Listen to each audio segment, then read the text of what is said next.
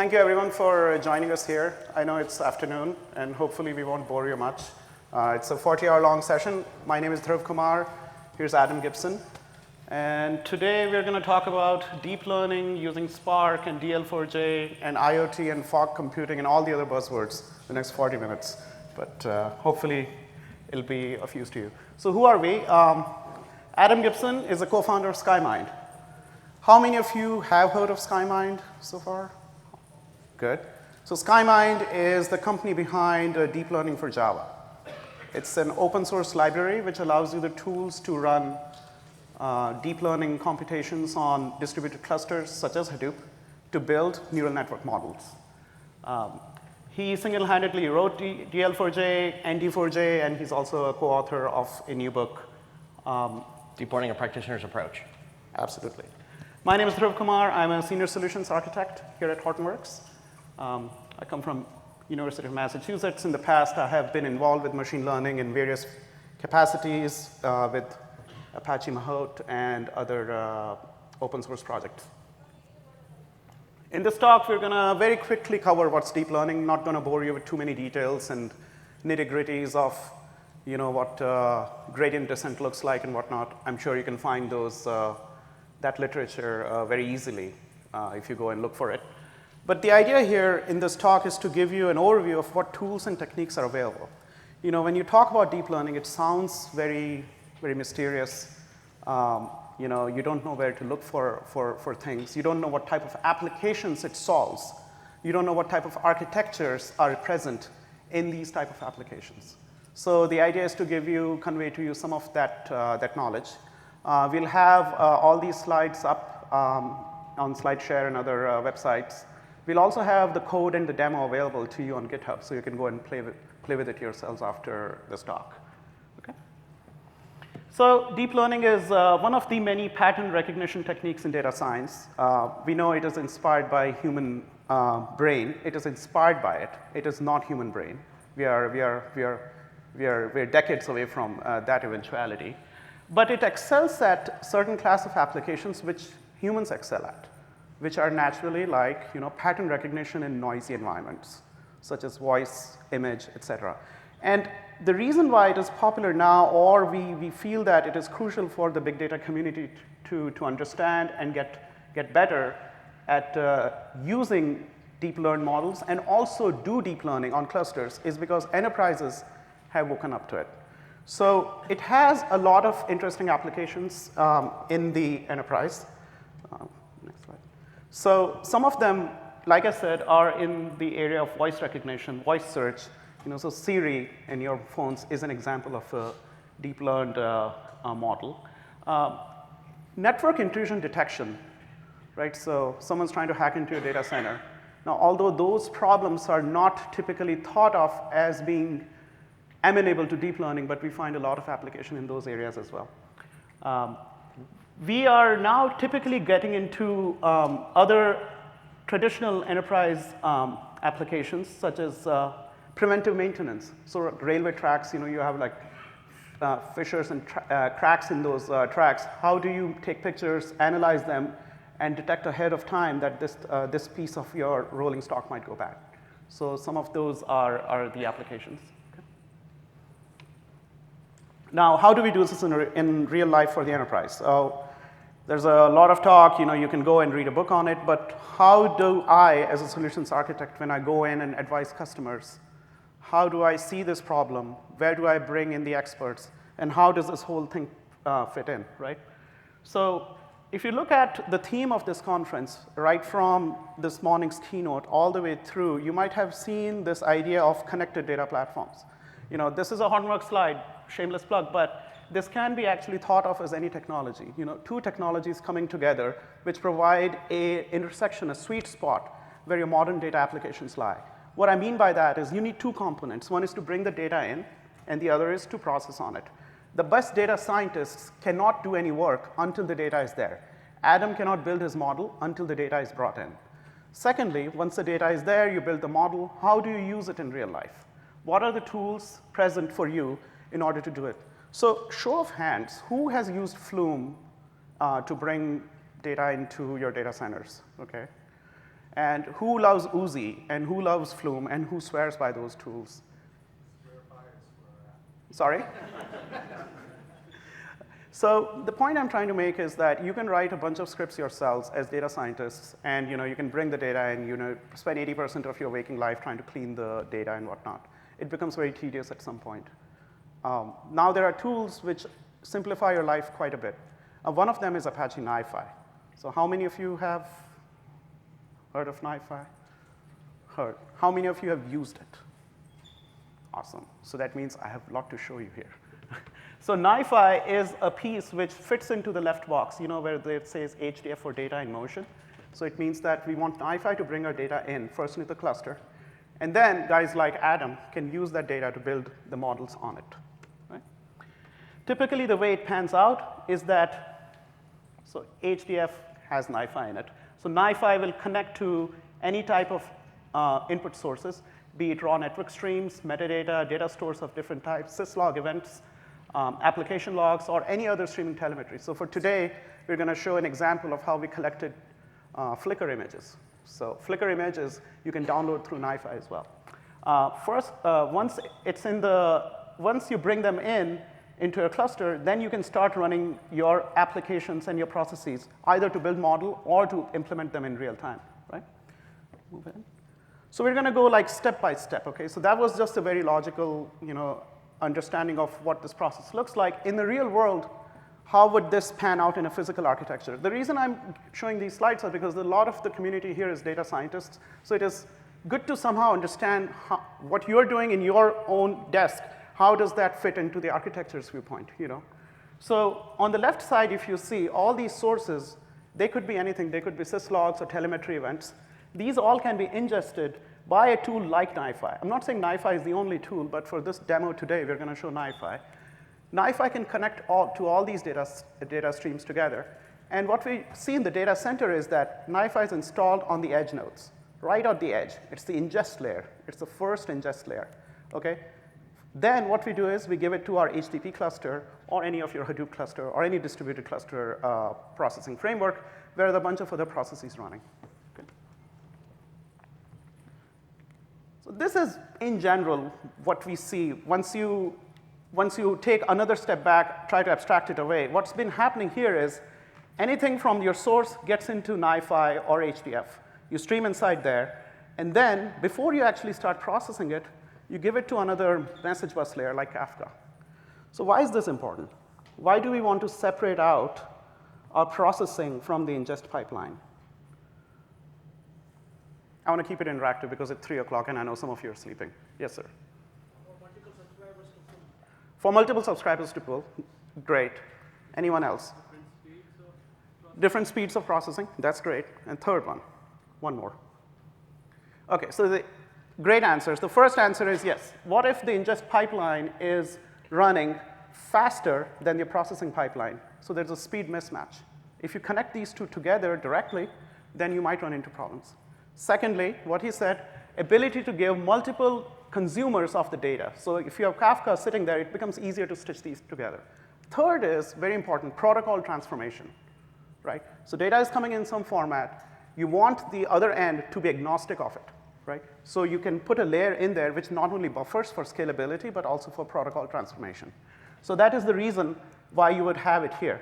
Now, the step one in this whole process is bring data in, push it to Kafka, and then stream it out to HDFS, store it over there. Okay? Once you store it there, then you start cleaning that data using Hive, using Spark, whatnot. Clean it, and then start building your models. Now, that's where Adam's deep learning for Java fits. It fits right there to construct those deep learning models. Okay? Once those neural nets are trained, you can take them and put them back into your application, which could be a stream processing app written using Storm or Spark streaming or otherwise, just a regular Java app. So this is, largely speaking, the broad architecture of how you would bring data in, run your computation to build a model, be it just your regular random forest model or your deep learn model. Doesn't matter, but this is the overall architecture. Now, I'm going to just step back and give 1 minute on what Knife looks like, because I want to encourage you guys to go back and play with it, because it's really so simple. I've been working with Hadoop since 2008. And the bane of my existence was to not work on the data inside Hadoop, but was how to bring it in. I didn't want to learn new frameworks every time. So NiFi gives you some of that ability to do that very easily. Let's see. I'm hitting escape. There it goes. Okay, so just drop this over.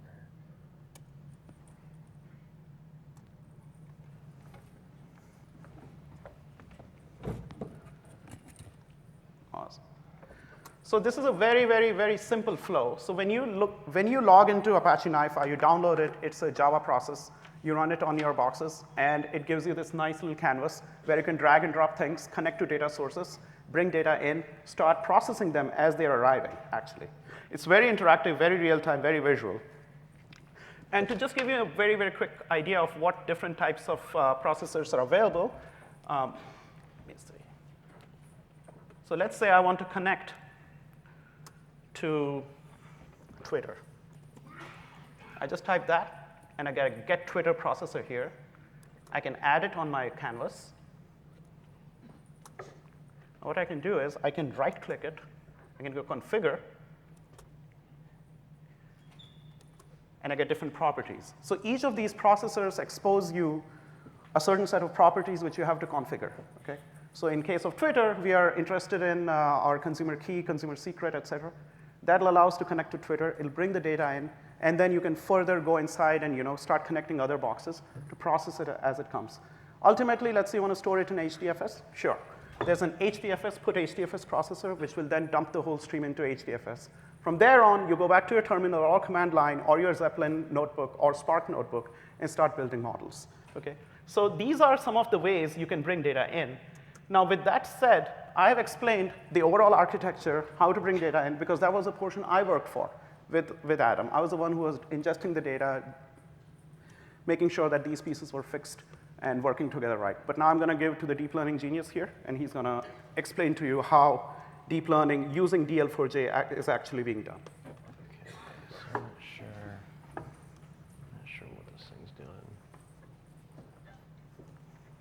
Let's take this. There we go.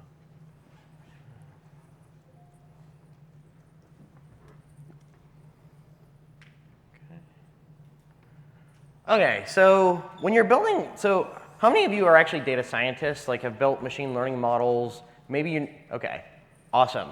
Okay, so you have your typical machine learning workflow, right? You ingest data, that's part one. So he just described the rest of the infrastructure you probably don't touch most of the time. But it's critical to understand what you're doing so you don't blow out your cluster, right? So it's good to have an underlying understanding. Like, you're in R, right? And you use 600 gigs of RAM. What happened there, right? So the idea here is to understand and take control of the data flow, right? And then from there, you start, once you kind of have your data, you've done your EDA, you've done exploratory data analysis, then you want to split your data into training and test, right? ML. Deep learning is not magic. It's just a fancy way of doing machine learning. It's a subset of machine learning. So the same workflow applies. Neural nets are not magic. You still have to normalize your data. You still have to understand the structure of your data. And there still has to be some sort of signal there. Deep learning is great at trying to extract some signal from multiple domains. That's why it's used in a lot of targeted advertising and things like that. And it's also great, in this case, for anomaly detection, combining data from different sources and forcing some kind of pattern to emerge. So in our case, we're extracting features. Deep learning does some of that automatically, but you still have to have a baseline feature representation. After that, you actually get into the feature engineering of building a neural network.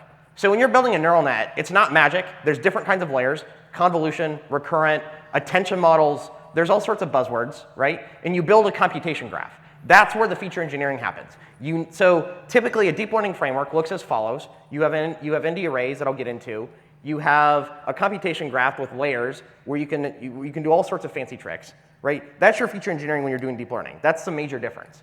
So after you figure that out, you feed your data in, you do some training. The training takes a long time. That's why you typically need a cluster or hardware acceleration. Use GPUs. GPUs are mandatory when you're doing deep learning. CPUs are great for most things, but you need a lot more of them in order to do anything useful. Finally, test and validate. When you're in production of deep learning, use CPUs for inference. You mainly need GPUs for training. And finally, repeat steps 4 and 5, tuning your neural net as necessary.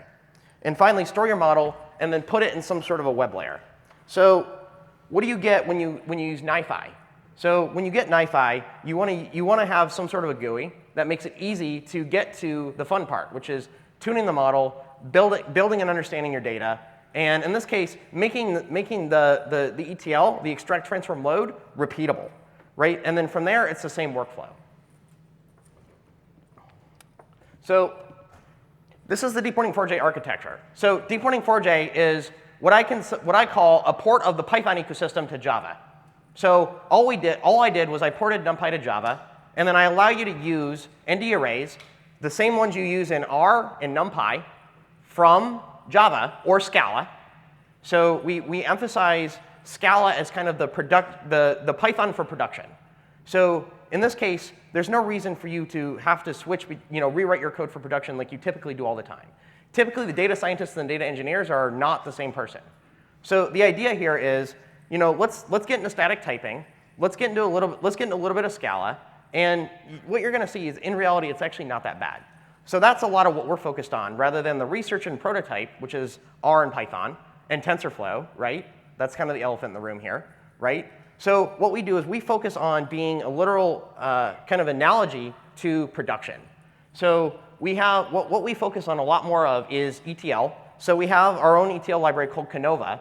That's sole job is literally just taking raw data and turning it into feature vectors. That's literally all it does. We can work with raw video. We can work with images. We can work with text. A lot of our stuff wraps native C++ libraries. One of my engineers literally wrote something, what I call the Python for Java. So what we do is we make C++ deployable to production via Java wrappers. So a lot of our stack is native Java native interface. That is what comprises our ND array library, ND4J. So we have our own C++ underneath. We didn't wrap netlib Java or any of these other ones. We tried, too slow. So we have our own memory management, everything else now, and it more or less looks exactly like NumPy. And you're using native BLAS underneath. You're using CUDA, and you have everything. In this case, hardware is a jar file. You have a backend you can install, and then the neural nets in Deep Learning 4J are agnostic to that. So Canova has this idea of an input format, very similar to Hadoop, right? So you're in Hadoop land, and you have an input and an output format, and you configure that for your Hadoop job. We don't do that anymore. We still use that underneath, but in this case, there were some good ideas underneath there. The idea of an input format, an image input format, an audio input format. You configure that, and then Canova will then know how to turn that into what's called a record. A record is an individual example for machine learning. We then take the record and convert it to an ND array. So this is more or less what happens. This is more or less what you guys do in Python and Pandas all the time.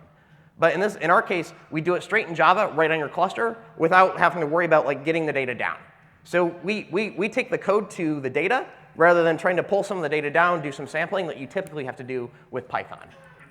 So we support all the major types of data. So CSV, audio, you name it, we support it. We also do a lot of log ingestion. Beyond that, the other thing I'll say is it connects to Kafka. It connects to any message bus that you might have. We use a great integration framework called Apache Camel, where basically it has all the different data sources, and we just focus on being a route for Camel. I'll be happy to answer questions about that afterwards. So how many of you guys have used a NumPy array before? OK, you guys will be more familiar with this library than a Java programmer will. Because typically, Java programmers, it's for loops. It's a lot of manual work. What we did was we actually said, we're going to use hardware acceleration, and we're just going to wrap that in Java. So we're bringing HPC we've actually extended the JVM to do a lot of neat things. By using a lot of Java native interface, we use a lot of unsafe. We abuse the same stuff that the Spark guys do. But we actually can deploy GPUs. So in this case, we have a lot of different kinds of neural nets. You can build, so just like TensorFlow, you can build an arbitrary computation graph. We also support cuDNN. So if you're familiar with that library, we also wrap cuDNN. We have our own we also have our own layers. We have recurrent nets. We have convolutional. You can mix and match the two. We have multi-layer perceptrons. autoencoders, restricted Boltzmann machines, you name it. The only thing we do is deep learning. That's exactly what we focus on. So these are all the different kinds of use cases for deep learning. All the different kinds of data and input types. How much time do we have? We have time. Okay. So let's get real quick into a demo and get into some nitty-gritty details, and then we'll wrap it up for questions. 20 minutes. 20. Okay. So, pardon me while I pull it up here. So I'm just gonna run. Oops. Okay.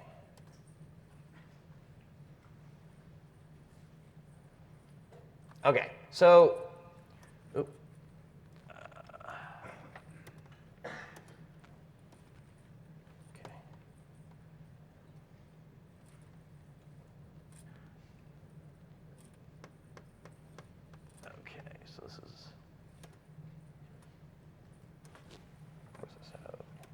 Okay, so Increase the font. Yeah. okay, so this is inside of Deep Learning 4J. So this is actually our streaming module.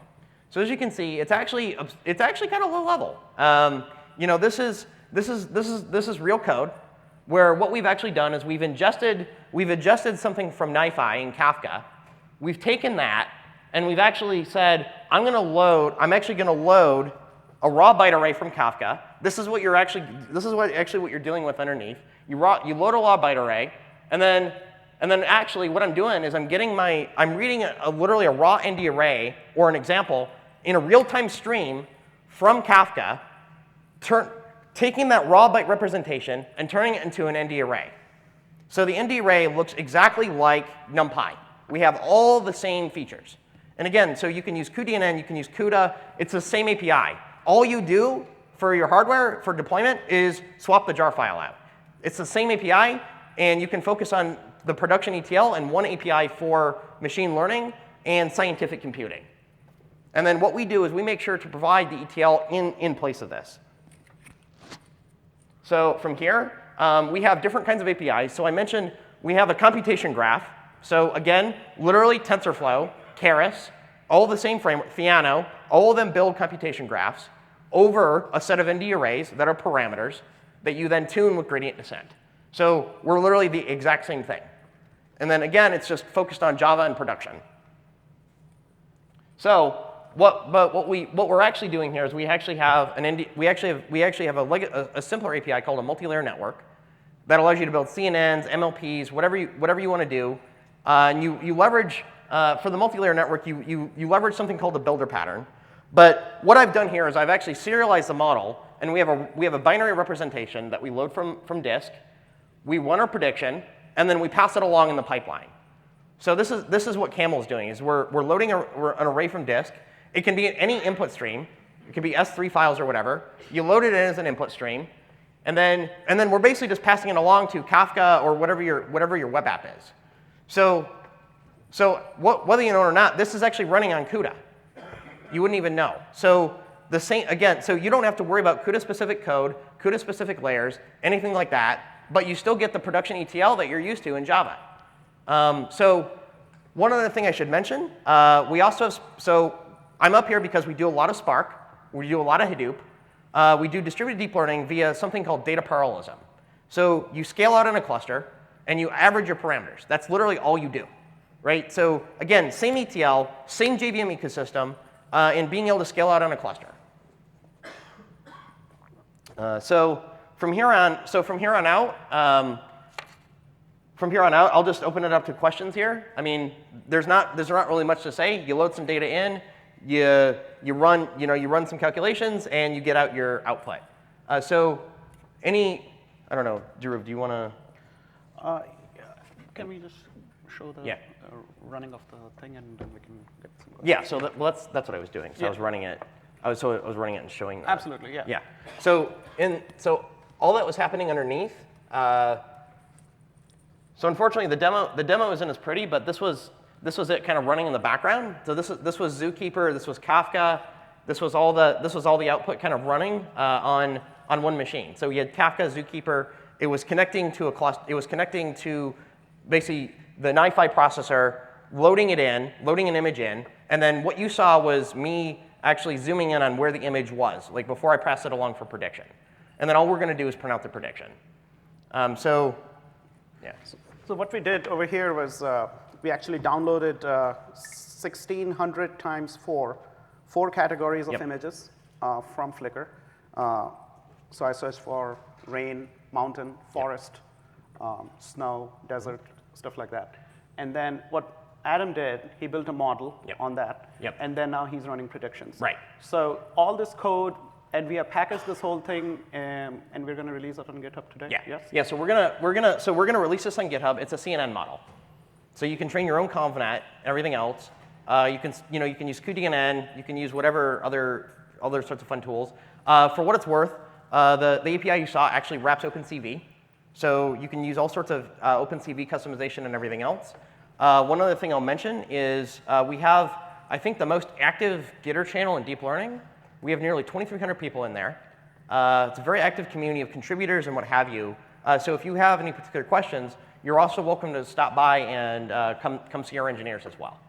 So, and another comment I'd like to add, I guess it's probably clear to a lot of you, but just to clarify again, when you talk about Spark, it's a data parallel framework, right? So you distributed data into different nodes, and it crunches something on that working set.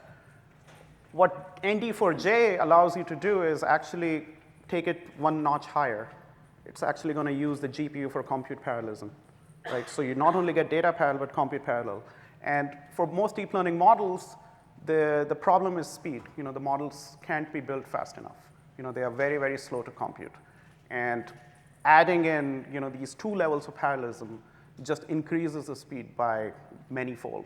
Right. And with both AWS and Azure giving you the option of GPU-enabled machines in the cloud, with HDP and Spark available over there on those vendors, and with ND4J and Deep Learning 4J ported over HDP, you can take the same infrastructure and deploy it on the cloud and run build your models over there. Right. So if you want to run it in production, everything we do is Docker and Kubernetes that connects to your Spark cluster. So we literally call it something called the intelligence layer. So it's embeddable alongside HDP. And it will work. It will connect to your Hadoop cluster, load your data, run a prediction, and then actually connect it to your front end. So if you take a message away from today, it's that deep learning kind of fulfills the promise of Hadoop. It's kind of the missing piece. You have a massive data lake, and you have a lot of unstructured data. You don't know what to do with it. You have better pattern recognition now. Deep learning doesn't require as much tuning when you have lots of data. So if you have a gigantic amount of data, use it for something. In this case, deep learning is a great way to start. Absolutely. With that, let's open up to questions. We have 5 or 10 minutes left, yeah? So when you're talking about distributing this over and then averaging the parameters for the model, is that something, that seems like, well, the question is, what are the formal properties? This is how Google does deep learning. There's actually a lot of papers on this. Yeah, okay. So it's actually very simple. So actually, convolutional nets are actually the best because of the parameter sharing. All you're actually doing is so it's very similar to word2vec, where you have the analogies, and you add and subtract vectors, and you get like woman minus what's the word2vec? It's like woman. I'm not getting there. Yeah. Anyways, we'll keep going. Anyways, you get the point. You move the vector around, and you get somewhere in solution space, right? So neural net at the end of the day it's a gigantic search problem. When you do simple vector arithmetic, what you actually get out is an approximation of what one epoch of gradient descent would be. But what you're doing is you're splitting out your data, you're running on Spark partitions, and then each one just you take the same model, have it step in different directions, and then you average the results, and you get an approximation of what one step of gradient descent would be. Is the assumption underlying that the sampling is uniform? It doesn't have to be, but just like anything with normal mini batch learning, you want your mini batches to be a sample of, or a good approximation of your overall data. And then from there's just a lot of different ways of doing distributed deep learning. Like most of our research and development is actually focused on different ways you can tune neural nets for distributed compute clusters. So a lot of the stuff Google doesn't talk about is more or less what we do. So how does RMS prop interact with parameter averaging, or how does this optimizer work with this updater, like that kind of stuff. So There's different levels of parallelism, and there's also different kind of hardware configurations you can deploy. So it all varies. That helps. Yes, sir. Oh. Does the training exhibiting happen? Mm-hmm. Can you train the model Camel? Can you, sorry? Can you train your CNN Camel? Yeah, so that's exact. So you can take any computation graph that you could build with TensorFlow. We basically deploy, and you can do the parameter averaging trick will work for all of them. Right. It's just So, for example, if you have a neural net, if you have to pass the data from one way to another way, you have right. to look at all the nodes. Right. So you have replicas that work on each node, and it's the same model. And then the replica took a different step in relative to each partition. And then you come together and average. So how do you average out?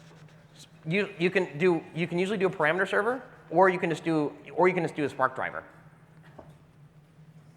So Spark can't handle the larger models yet. That requires a parameter server. Like when you're getting into like AlexNet, LeNet, or AlexNet mainly, then then it's pushing it. But that's what model parallelism is for. So there's different ways of scaling it out, though.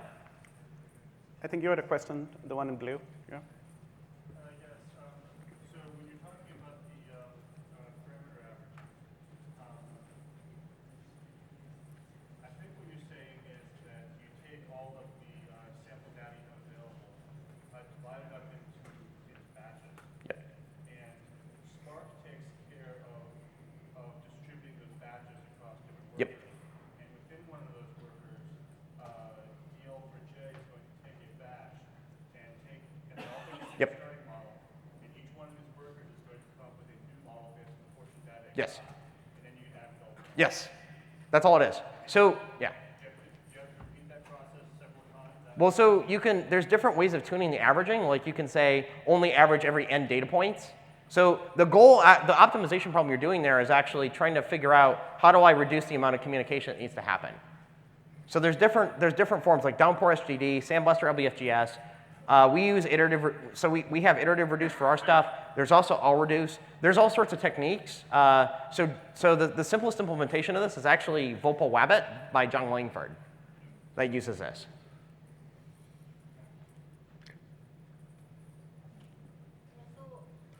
In your demo, I can see that you're using a Apache Camel endpoint Yep. to consume from the Kafka. Mm-hmm. So, is there any particular reason that you decided to go with Apache Camel instead of Apache Spark? Well, Camel can connect to Spark. So we do a lot of web services. So we actually deploy web services using something called Lagom. It's a new framework out by the Scala guys from Lightbend. So we actually deploy a lot of our own microservices. So we need something that can connect to Spark, but we also need our own standalone services. Because your inference can run one of several ways, Spark streaming or what have you, but we have our own inference layer as well. So Camel is just a way for us to connect. Camel is also a way for us to connect to a lot of different data sources, very similar to what NiFi does for a lot of other people.